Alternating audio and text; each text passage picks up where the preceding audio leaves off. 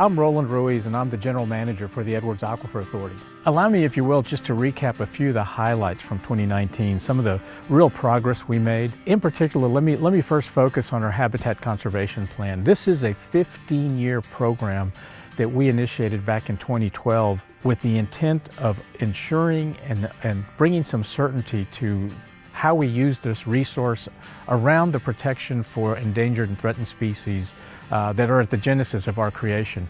In 2019, we actually completed phase one of that process, the first half of this 15-year process, and we were able to look back and look at all the positive progress we've made. We have conservation measures that are now fully operational, in particular conservation programs where irrigators are now partners with us, where municipalities and industry are partnering with us to manage their water in a way that if we do have a repeat of the drought of record, the historic drought that was so devastating for all of Texas, that we now can have some tremendous certainty that the resource, the natural resource that is the Edwards Aquifer, is going to remain sustainable. And those two spring systems from which the aquifer provides water to will also remain viable. So the Habitat Conservation Plan saw tremendous strides in 2019. We also made tremendous progress in how we manage all of our programming, moving towards a more inclusive platform. And what I mean by that is that we've opened the door to additional collaboration with small businesses, for example, with members of the community who we've introduced in a new way to our work. And we've laid the foundation, we think, for the way we're going to do business in the future.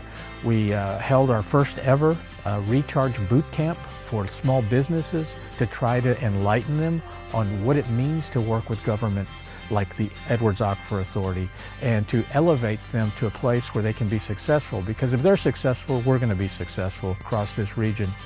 In addition to that, we made tremendous strides in our science program, in the process of putting together a long-term research plan that will really hone in on understanding some key concepts about this resource. In particular, what are those risks and threats to the viability and sustainability of the aquifer long-term?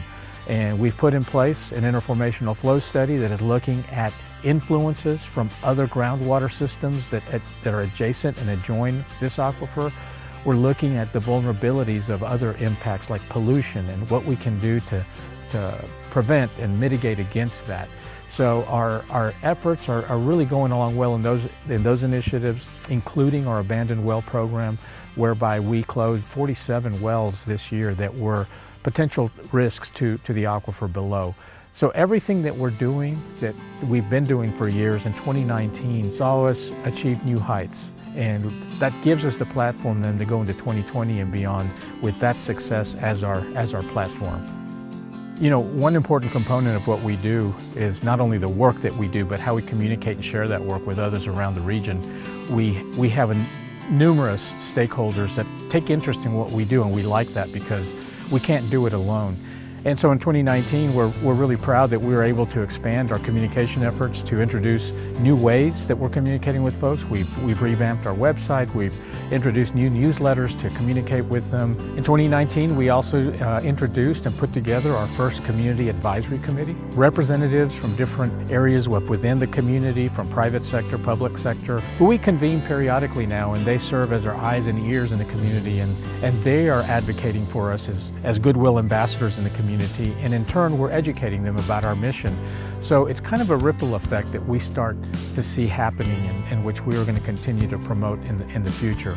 That model of engaging with people, beginning with conversations and dialogue, and then letting them carry the message forward for us, is, I think, the model that we're going to have to use moving forward, because it's how we engage people and we invite them into the mission.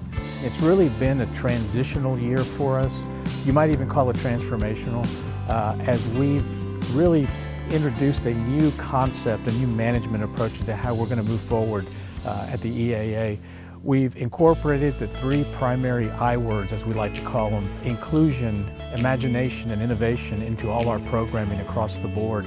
And we've made some tremendous strides in those areas in the way we approach our work and the way we're opening ourselves up to work with more people across the entire region to partner with us. In particular, we are very excited that we are able to bring together a partnership with Morgan's Wonderland and Gordon Hartman.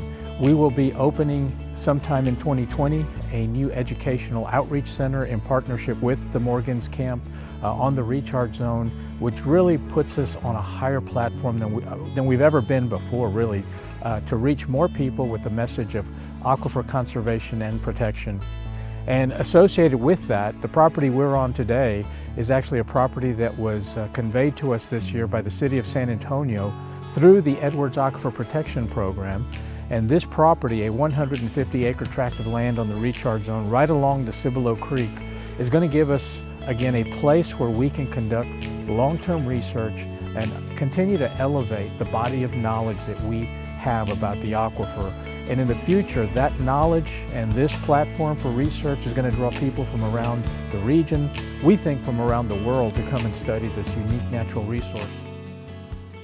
You know, this research plan and the science that I'm talking about doesn't happen without really high caliber people, and we have a number of them here at the EAA. To explain more about what the future looks like in this regard, allow me to introduce Marc Hamilton to you, who oversees our programming in the science area. Thanks, Roland. I would just like to talk a little bit about what an opportunity this is for the Edwards Aquifer Authority and the future of research related to groundwater and karst in general.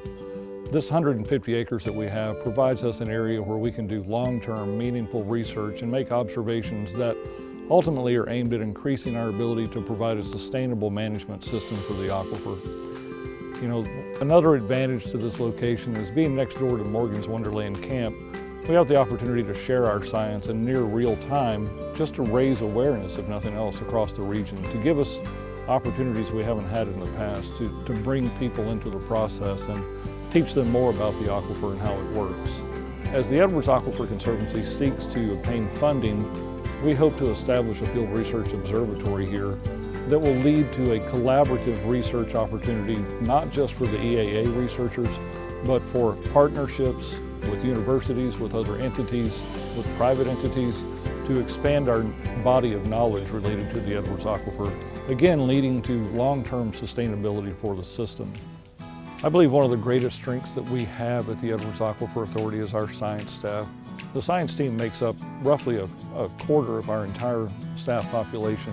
We have a number of talented people that can provide so many meaningful opportunities for the research that will occur here, leading again to that model of sustainability. So we're all very excited, not just the staff that works in my division, but the entire agency is excited about this opportunity. And I think over the coming years, you will see a number of innovative and very, very interesting research opportunities come to be, and you'll also see some very amazing results that are a direct result of this piece of property. Thanks, Marc. As you can see, we have tremendous resources here at the EAA in the form of the people that work here. A team of scientists that are professional to ensure that this resource remains sustainable for the foreseeable future. So as you can see, there are so many exciting things happening around the Edwards Aquifer Authority and the Edwards Aquifer Conservancy, in particular around our 3 I words that I mentioned earlier. Those I words are inclusion, imagination, and innovation, all of those words working around our core mission of managing, enhancing, and protecting the Edwards Aquifer. It's our hope that in the future, in the coming weeks, months, years to come, there will be more opportunities for us to engage with you and you with us around these concepts as we build the new future for the EAA.